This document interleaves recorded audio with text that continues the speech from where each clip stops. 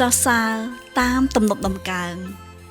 ដែលយើងនឹងសរសើរដំកើងព្រះតាមទំនុកដំកើងជាមួយគ្នាចាសសូមឲ្យចិត្តយើងដែលជាកូនព្រះនោះបានសរសើរទ្រង់រាល់ថ្ងៃត្បិតព្រះដ៏ពិតនៃយើងជាព្រះដែលមានព្រះជន្មរស់នៅទ្រង់តូចឃើញនិងជ្រាបយល់ដឹងនៅដំណើរផ្លូវជីវិតរបស់យើងរាល់ពេលវេលាហើយទ្រង់សពប្រតិឲ្យយើងបានរៀនទុកចិត្តលើទ្រង់ក្នុងគ្រប់កលៈទេសៈនិងគ្រប់ពេលវេលាចូលយើងសរសើរដំកើង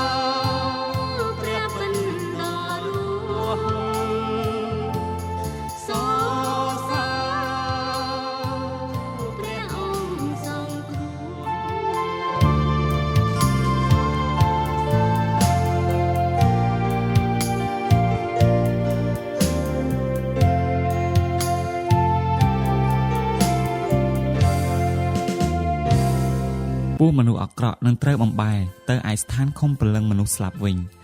គឺគ្រប់ទាំងសះដែលភ្លេចព្រះបង់បិទមនុស្សកំសត់មិនត្រូវគេភ្លេចជាដរាបទេហើយសេចក្តីសង្ឃឹមរបស់មនុស្សតក្រក៏មិនត្រូវវិនិច្ឆ័យបាត់ជានិច្ចដែរអោព្រះយេហូវ៉ាអើយ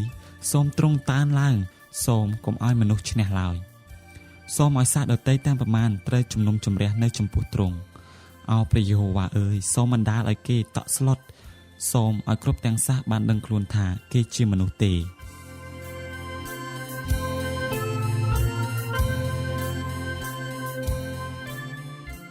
តើអ្នកណាជាអ្នកគ្រប់គ្រងលើភពផែនដីនេះមនុស្សជាតិគេច្រៀងលើកសរសើរសេរីល្អដល់មនុស្សដែលគេលើកដំកើងយ៉ាងខ្ពស់បំផុតដែលពេលខ្លះមើលទៅមនុស្សដែលគេលើកដំកើងសឹងថាព្រះមើលមិនឃើញទៅវិញខ្លះគេថាហេតុអ្វីបានជាមនុស្សអាក្រក់គេឡើងខ្ពង់ខ្ពស់តើព្រះបានស្លាប់ឈឺឬលងលក់ទៅហើយឬនេះគឺជាគំនិតរបស់មនុស្សដែលយើងគិតមើលតាំងពីនៅក្នុងជំនាន់លោកុបាតជំពូក3សាតាំងនិយាយទៅកាន់លោកអាដាមនិងនាងអេវ៉ាថាអ្នកទាំងពីរមិនគួរធ្វើជាមនុស្សទេគេអាចនឹងបានដូចជាព្រះការបោកប្រាស់ឆោបញ្ឆោតរបស់សាតាំងនេះមានជាប់ក្នុងលោកីតរហូតមកដល់សព្វថ្ងៃនេះដែលគេនិយាយថាគេនឹងបានដូចជាព្រះប៉ុន្តែអ្នកសរសើរក្នុងទំនុកដំកើងបានប្រាប់យើងឲ្យដឹងថាពួកមនុស្សអាក្រក់នឹងបំបែរទៅឯឋានឃុំព្រលឹងមនុស្សស្លាប់វិញគឺគ្រប់ទាំងសះដែលភ្លេចព្រះបង់សប្តាហ៍ថ្ងៃបើយើងក្រឡេកមើលទូទៅក្នុងសកលលោកមនុស្សហាក់បីដូចជាចម្រើនជឿនលឿនទៅក្នុងផ្លូវអាក្រក់របស់គេកាន់តែច្រើនឡើងរហូតដល់ខ្លះបាននិយាយថាមានលុយគឺធ្វើអ្វីបានគ្រប់បែបយ៉ាងទាំងអាចបំផ្លាញជីវិតមនុស្សបានផងតែបើយើងកត់ចំណាំពីសេចក្តីអធិដ្ឋានរបស់ស្ដេចដាវីតដែលពោលឡើងនៅក្នុងខ18ទៅ20ថាអោព្រះយេហូវ៉ាអើយសូមទ្រង់កើនឡើងសូមកុំឲ្យមនុស្សឈ្នះឡើយសូមឲ្យសះដតីទាំងប៉ុន្មាន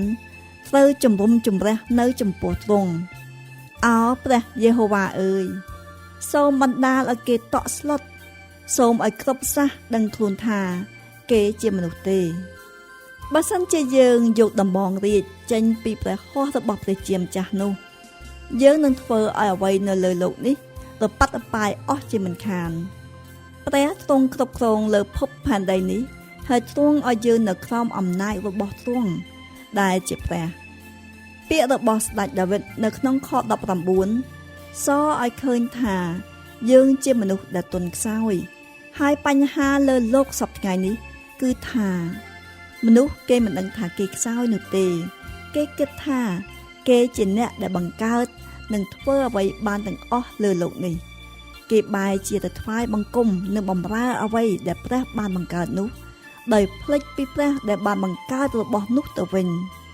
ហើយការដែលគួរឲ្យសោកស្ដាយនោះគឺថា